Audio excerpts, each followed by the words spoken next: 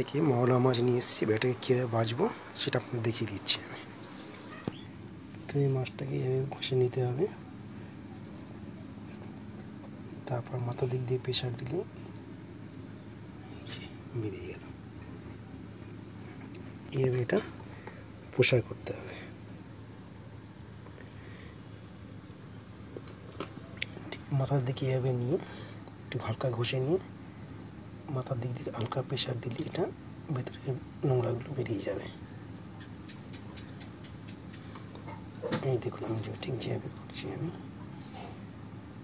আঙুল দিয়ে হালকা করে প্রেশার দিয়ে ভালো করে নিজের মধ্যে ফেলে হালকা করে ঘষে নিলে মাছটা ছেড়ে যাবে। ছেড়ে যাওয়ার পর যে কোনো একটা আঙুল দিয়ে মাথার দিক দিয়ে প্রেশার দিলেই মাছের ভেতরে যে নাড়ি ভুড়িগুলো এগুলো ফেটে বেরিয়ে যাবে। আমি যেভাবে করলাম এভাবেই ঘষলেই মাছটা আপনার পুরোপুরি প্রসার করে যাবে।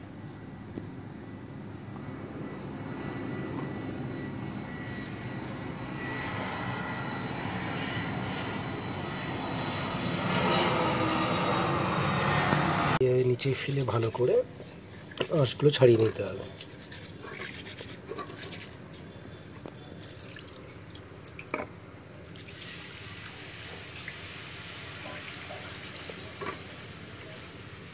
তারপর বাটির মধ্যে রেখে ভালো করে আরও 2-3 বার ধুয়ে নিতে হবে, তাহলেই মাছটা পরিষ্কারভাবে ধোয়া হয়ে যাবে।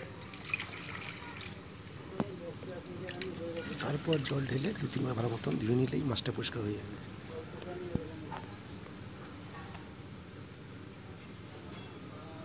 এই আমাদের মাছ ধুয়ে পরিষ্কার হয়ে গেল।